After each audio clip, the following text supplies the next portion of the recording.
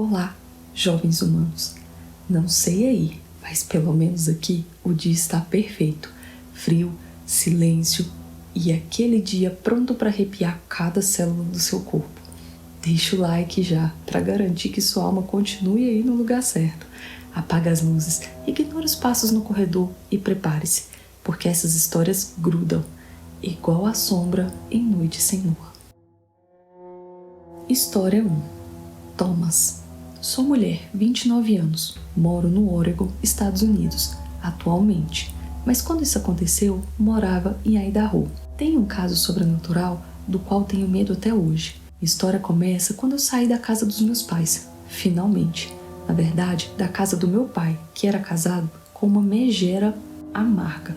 Minha relação com ela nem existia, então a convivência era horrível. Depois de juntar dinheiro e me planejar por 5 anos, consegui sair de lá, mas meu alívio durou pouco tempo. Passei por um inferno para conseguir um lugar para morar. Os aluguéis eram caros e foi difícil achar algo dentro do meu orçamento. Por fim, quando consegui, veio a pandemia. A empresa precisou cortar gastos e eu fiquei desempregada. Todas as minhas economias foi para a minha sobrevivência básica e eu precisei procurar um aluguel ainda mais barato. Por sorte, achei uma boa oportunidade. O lugar era ótimo e o aluguel cabia no meu atual estado financeiro. Rapidamente descobri porque o lugar não cobrava tão caro. E a culpa era de um vizinho difícil. Assim que me mudei, ele se mostrou prestativo e gentil. Tinha por volta dos 37, 38 anos e era até simpático. Vou chamá-lo de Thomas. Conforme o passar dos dias, a gentileza de Thomas começou a se mostrar exagerada.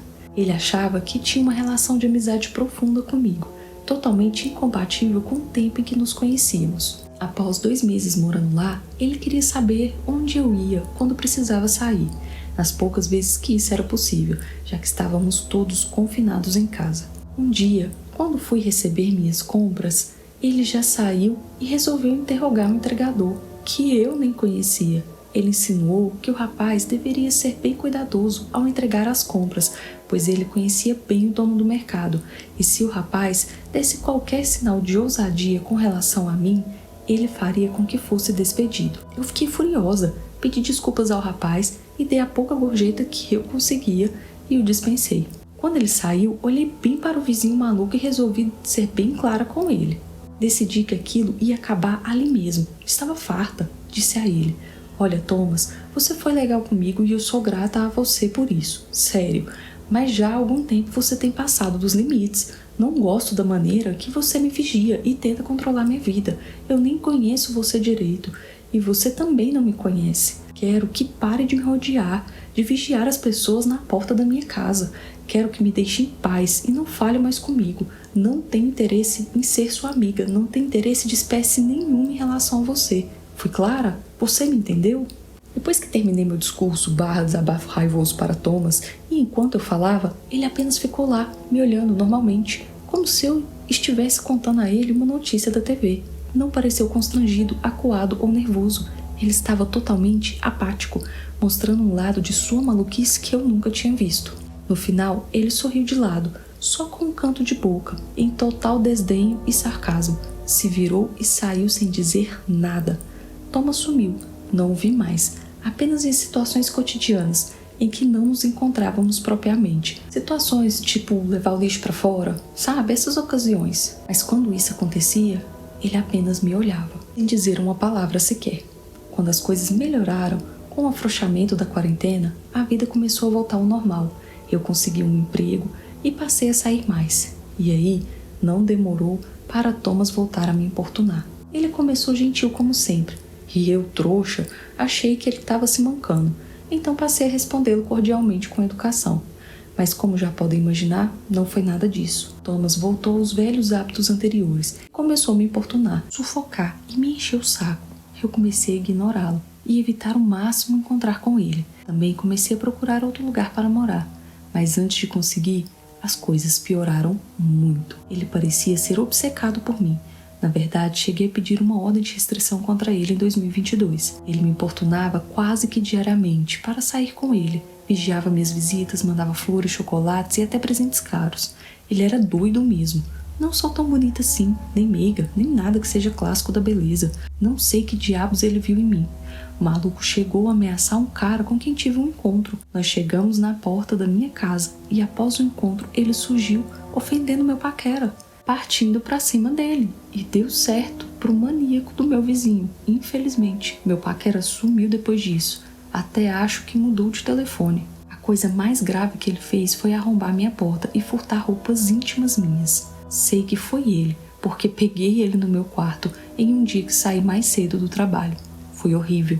A essa altura eu já estava com medo dele, além de sentir um profundo asco e desprezo. Quando a ordem de restrição saiu, e foi rápido, Thomas morreu.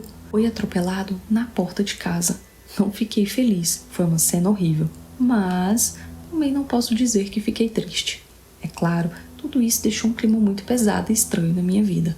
Mas resolvi que já que o problema principal havia acabado, eu não iria me mudar naquele momento, pois isso me custaria outro desequilíbrio financeiro. Resolvi ficar. E esse foi o meu maior erro. O vizinho louco morreu na última semana de junho. Nessa época, entrou em meu grupo de amigos um cara novo, por quem me interessei na mesma hora. Foi recíproco. Ele também me olhava com interesse. E os meus amigos, que logo notaram a situação e estavam tentando me consolar de tudo que eu havia passado, começaram a incentivar o relacionamento. Saímos todos juntos algumas vezes. Marcamos um encontro entre amigos na minha casa. Minha casa fica em uma rua tranquila. É um pequeno apartamento no térreo e a frente da casa dava direto para a calçada. Então era mais do que comum ver pessoas passando pelas janelas e portas da casa. Claro que tinha persianas, mas sim, era possível acompanhar o movimento da rua tranquilamente. No dia do encontro, notei uma sombra na janela. Aquilo podia não ser tão comum, como já expliquei, mas a silhueta estava parada, bem no meio da janela, como se estivesse propositalmente de frente para ela, bem próximo a ela. Depois de me deparar com a silhueta do outro lado da janela, resolvi sair para ver quem estava na calçada. Saí, mas não encontrei ninguém.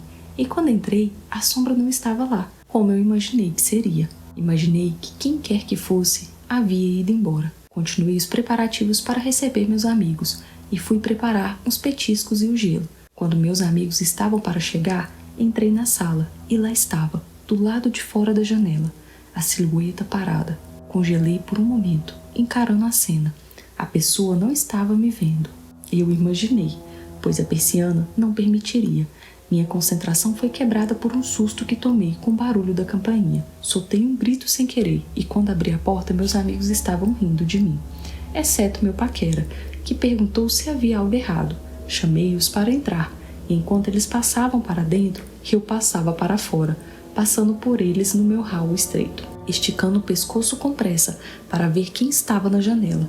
Quando finalmente saí pela porta, não havia ninguém lá. Estava vazio. Voltei para dentro e a silhueta também tinha sumido.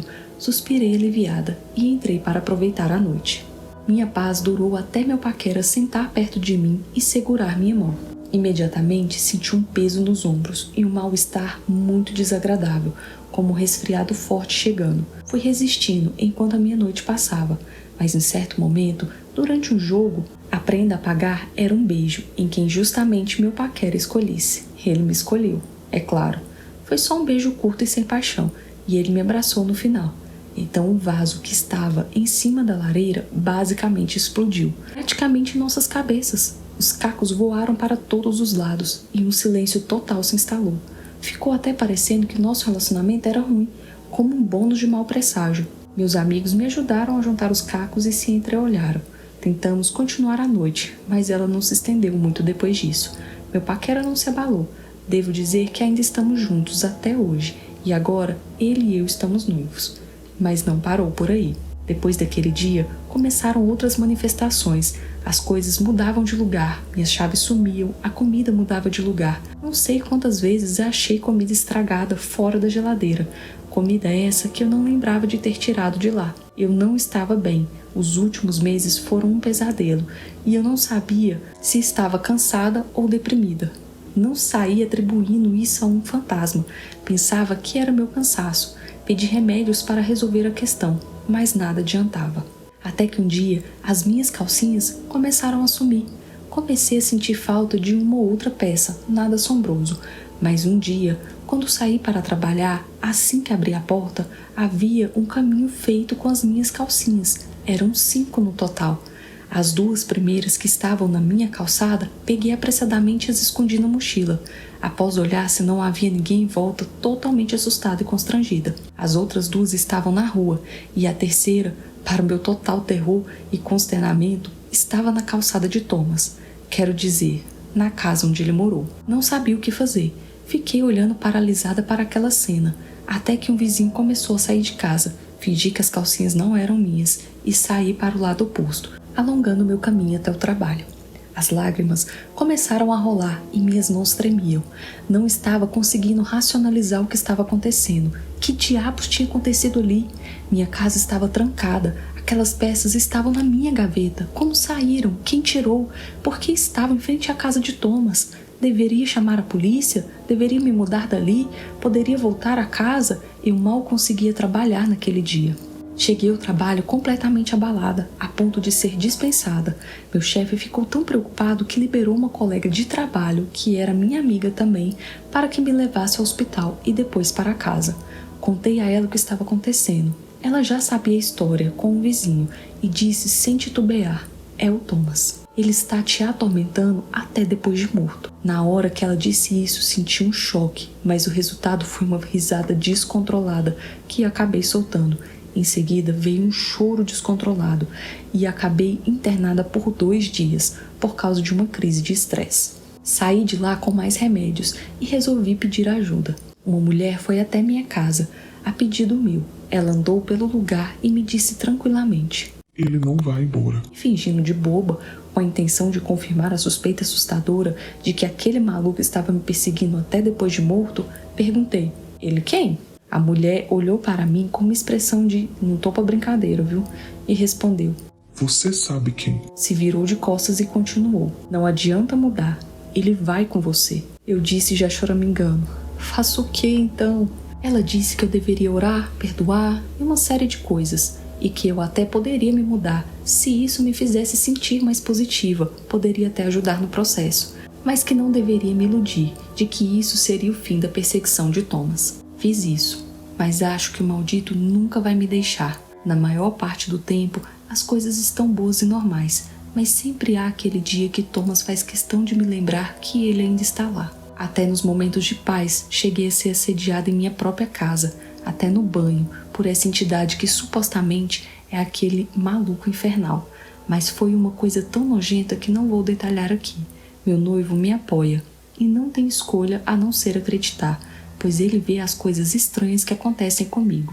Meu pai não sabe. Às vezes tenho vontade de saber o que ele diria a respeito disso. Ser pobre e não ter família é uma droga. Você tem que lutar contra tudo, até com fantasmas. História 2. A sombra. Ao longo da minha vida, tive diversas experiências sobrenaturais. A primeira ocorreu quando eu tinha cerca de 6 anos. Eu tinha uma amiga que nós saíamos quase todos os dias. Eu moro em uma área arborizada e temos uma pilha de arbustos de aproximadamente 2 metros por todo lado. Minha amiga veio um dia no meio do inverno. Estávamos descendo as colinas de neve na minha entrada. Estávamos prestes a ir na nossa 3ª ou 4ª descida para solidificar a trilha, e ela congelou. Perguntei brincando se ela já estava cansada, e ela me deu um tapa e apontou para a pilha de arbustos. Você vê isso? Ela perguntou. Eu me virei e vi uma figura. Ela estava em pé, ou mais acima da pilha de arbustos, o que tornava essa coisa um ser de cerca de 2,5 metros de altura. Era uma forma de pessoa, uma massa sólida e preta. Nem preciso dizer o quanto nós duas ficamos assustadas. A sombra simplesmente estava lá, totalmente visível e sólida. Então corremos em direção à minha casa. Quando estávamos próximas da porta de entrada, olhamos para trás, e a sombra havia desaparecido. Avançando 8 anos, tinha acabado de fazer 14 anos. Nessa época, estávamos morando temporariamente com meus avós. Eu estava no porão, fazendo alguma arte para um trabalho de escola, e senti como se estivesse sendo observado. Me virei e me lembro de deixar cair minha paleta de tinta no chão. Lá estava isso, essa coisa que não via há muito tempo. Estava parada, na minha frente.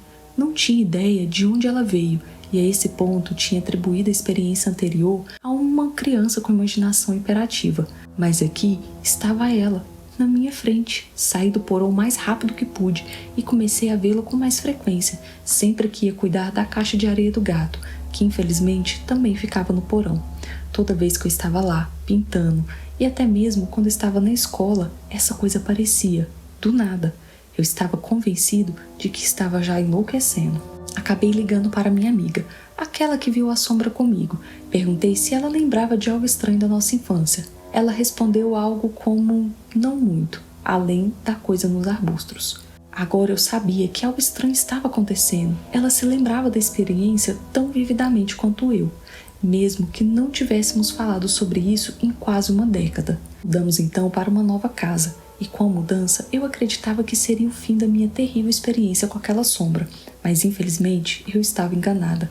Na primeira noite que passei no porão, a figura estava de volta. Ainda vejo até hoje, mais de 10 anos depois disso. Não faço ideia do que seja. Há muito mais para eu contar sobre essa entidade, incluindo uma experiência quase fatal. Só queria compartilhar isso para ver se alguém sabia o que é. História 3. Carona do cemitério. Essa história é do meu irmão. Em outubro passado, meu irmão levou Rock, seu cachorro, ao norte para visitar nossos parentes. Já era quase meia-noite quando ele chegou em casa e estava bem escuro. O tempo todo Rock ficou quieto e descansando no banco de trás. Nós esperávamos que meu irmão chegasse no outro dia de manhã, então foi um pouco estranho ouvi-lo chegando naquela hora. Como era tarde, nem questionamos, mas no outro dia cedo, minha mãe o perguntou enquanto tomamos café da manhã. E ele nos contou a seguinte história. Estava escurecendo quando ele e Rock, o cachorro, estavam voltando para casa. Meu irmão estava com o rádio ligado e tentava se manter acordado. Ele chegou perto de uma pequena cidade chamada Westerfield, que é um ponto de descanso muito popular. Pretendia dormir um pouco e depois seguir viagem. Ele percebeu que não havia outros carros além do dele. Se você conhece essa área, também saberá que existe um cemitério do outro lado da área de descanso. Tudo ao seu redor estava escuro, exceto os faróis, é claro. De repente, ele sentiu um arrepio no braço e foi para a nuca, onde sentiu os pelinhos mais pequenos se arrepiarem. Rock começou a rosnar e latiu incontrolavelmente. Meu irmão gritou para ele parar com aquilo, pois estava o assustando. O cachorro parou de latir, mas ainda rosnava. Meu irmão ajustou o espelho para olhar no banco de trás e ver se Rock estava bem. Então ele notou uma figura sentada no banco de trás. Ele então esfregou os olhos e olhou novamente. A figura estava lá, sentada, do lado de Rock, e ele rosnava para ela. Ele mostrava os dentes agressivamente para a figura, como se a qualquer momento fosse avançar. A figura, como meu irmão a descreveu, era escura, mais escura do que o próprio escuro que estava em torno deles. Quando ele olhou para a figura, por um instante cogitou a hipótese de ser nossa sobrinha de 10 anos, que talvez tivesse entrado escondido no carro dele, e ele só havia se dado conta naquele momento. Porém, se fosse o caso, Rock com certeza não estaria tão agitado. Então, ele disse que o medo terrível tomou conta dele, e ele discretamente deslizou a mão na porta ao seu lado, pegando um spray de pimenta que carregava consigo. Quando estava com o spray na mão, ele se virou bruscamente para o banco de trás, gritando para que quem quer que fosse saísse do carro. Sua mente estava tentando racionalizar e dizia que era alguém que estava lá e de alguma forma tinha entrado no carro sem ele ver. Mas aí que a situação ficou ainda mais estranha. A figura se dissipou bem diante dos olhos do meu irmão. Ele nem soube ao certo descrever o que sentiu naquele momento. Só sabe dizer que toda a adrenalina que tomou conta do corpo dele fez com que o sono que ele sentia sumisse no mesmo instante. Ele girou a chave do carro e saiu de lá cantando o pneu, parando apenas quando chegou em casa. História 4. Clientes fantasmas na loja de antiguidades. Eu sempre fui cética para coisas sobrenaturais. Sou alguém que pode acreditar na sua história, no sentido de que você não está mentindo para mim, pois realmente pode acreditar ter vivenciado o que conta. Mas se eu não viver, dificilmente acredito que sua história é algo além da sua imaginação. Cresci em uma casa antiga de fazenda, e quando digo antiga, é antiga mesmo. Diria que se não é a mais velha da cidade, com certeza está no top 3 da lista. Considerando isso, sempre havia os habituais rangidos do chão e das escadas, portas fechando sozinhas, luzes piscando. Esses sempre foram descartados como a casa se acomodando, a madeira dilatando ou fiação velha. Pois bem, Dito isso, 10 anos depois da minha vida na casa da fazenda, conheci meu atual marido. Ele, por ironia do destino, é cheio de experiências sobrenaturais e sempre as compartilha comigo. Sempre acreditei que ele me dizia a verdade, ou seja, que ele acreditava de fato que tinha vivido as coisas que me contava. No entanto, só passei a acreditar de fato nas experiências em si quando tive a minha própria experiência, qual colocou meu ceticismo no chão. Cerca de 2 meses depois de nos casarmos, estávamos morando na casa dos pais dele e consegui um emprego em uma loja de antiguidades na nossa cidade, que fica em uma casa que tem pelo menos 120 anos. É uma casa grande, linda e grandiosa, onde sempre imaginei que morasse alguém importante com muito dinheiro. É a típica casa grande, com hall de entrada, sala de estar, sala de jantar, cozinha no térreo, um monte de quarto enorme e um banheiro no andar de cima. Havia uma grande escadaria no saguão, em frente à porta da frente, que tinha campainhas para avisar quando alguém entrava ou saía da loja. Uma vez lá em cima, havia um pequeno corrimão ao longo do corredor, que descia direto pelo meio da casa, com uma escada estreita nos fundos que levava à cozinha. A porta dos fundos dessa casa não era usada como entrada de clientes, apenas por mim, quando entrava e saía do trabalho. Portanto, a porta estava sempre trancada. Trabalhava sozinho o dia todo, sem nunca ver a proprietária, pois ela tinha outra pequena loja do outro lado da cidade. Os dias eram sempre longos e eu lia bastante para tentar me distrair. Às vezes até tirava uma soneca, para a hora ou outra ser acordada pelos sinos quando chegava um cliente. Nesse dia em particular, eram cerca de 2 ou 3 horas da tarde e apenas algumas pessoas entraram. Então, chegaram cerca de 4 pessoas ao mesmo tempo, uma correria por assim dizer. Eu os ajudei a encontrar suas compras e logo todos foram embora. Então, sabendo que minhas chances de ter alguém com quem conversar eram mínimas, liguei para meu marido em casa, já que ele não trabalhava naquele dia. Assim que começamos a conversar, ouvi o chão do corredor no andar de cima rangendo, e então ouvi claramente 2 mulheres conversando sobre a vitrola que estava ao longo do pequeno corrimão no topo da escada. Eu disse ao meu marido que ligaria mais tarde, pois eu tinha passado batida em alguns clientes na loja, e eles estavam no andar de cima sem que eu soubesse. Sempre gostei de estar à vista das pessoas, pois muitas gostavam de pegar pequenos itens e levar embora sem pagar, se é que me entendem. Isso é muito comum em lojas como a que eu trabalhava. Então, tão logo quanto pude, subi a escada da frente e não encontrei ninguém lá. Olhei nos 2 quartos da frente e eles estavam vazios. Continuei pelo corredor até os fundos da casa, olhando em cada cômodo e em cada armário gritando: "Oi, senhoras, precisam de ajuda?" Como não encontrei ninguém, pensei: ok, elas já devem estar lá embaixo, devem ter usado a escada dos fundos. Então comecei a descer a escada dos fundos, para a cozinha. E apenas 3 degraus depois, senti uma brisa fresca. Foi gentil, mas o suficiente para me deixar arrepiada. Apesar do arrepio, associei a brisa aos ar-condicionados. Muito embora, onde os aparelhos estavam posicionados no andar de cima, não tinha como ser eles. De toda forma, foi o que consegui racionalizar na hora. Fiz o retorno para a sala de estar ao lado do hall de entrada, onde ficava minha mesa. Verifiquei ao longo do caminho se não havia ninguém na casa. Eles não poderiam ter saído pela porta da frente. Como mencionei, os sinos tocariam. Então, neste momento, assumi meu medo e cada pelo do meu corpo estava arrepiado. Corri até o telefone para ligar para o meu marido. Eu rapidamente contei para ele a minha experiência e disse-lhe para subir lá e sentar comigo o resto do dia. Fui enfática quanto à urgência. Eu disse: venha agora mesmo. Felizmente, ele estava a apenas 6 quarteirões de distância e chegou lá num piscar de olhos. Ele riu de mim e me disse: eu te disse que espíritos e fantasmas são reais. Tenho sido um crente desde então. Quando contei a minha história para a proprietária da loja, ela disse que pequenas coisas assim sempre aconteciam. Ela ouvia vozes e as coisas mudavam de lugar sozinhas. Ela disse que uma vez a caixa registradora abriu sozinha. Após o fechamento do antiquário, a casa passou a ser um escritório de advogados e hoje é uma casa residencial. Não falei com ninguém que tenha estado na casa desde então, mas muitas vezes me pergunto se outras pessoas ouviram ou experimentaram alguma coisa. Desde essa experiência, Tive mais algumas que compartilharei em outra oportunidade. Eu sei que essa provavelmente não é a história mais emocionante que já ouviram, mas sinto que é a minha primeira experiência paranormal verdadeira e só queria compartilhá-la. Obrigada por ler. História 5. Moedas fantasmas. Isso aconteceu comigo quando eu estava na faculdade.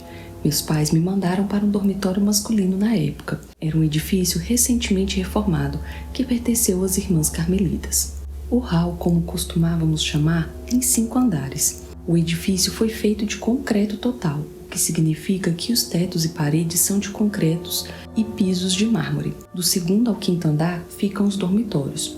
No 1º andar encontra-se nosso refeitório, uma pequena e elegante capela e uma recepção. Cada quarto tem 4 conjuntos de camas e um pequeno armário. Ao pé da cama está nossa mesa de estudo com um armário em cima. Ao lado da mesa há um lavatório e o banheiro. Somos os pioneiros naquele dormitório.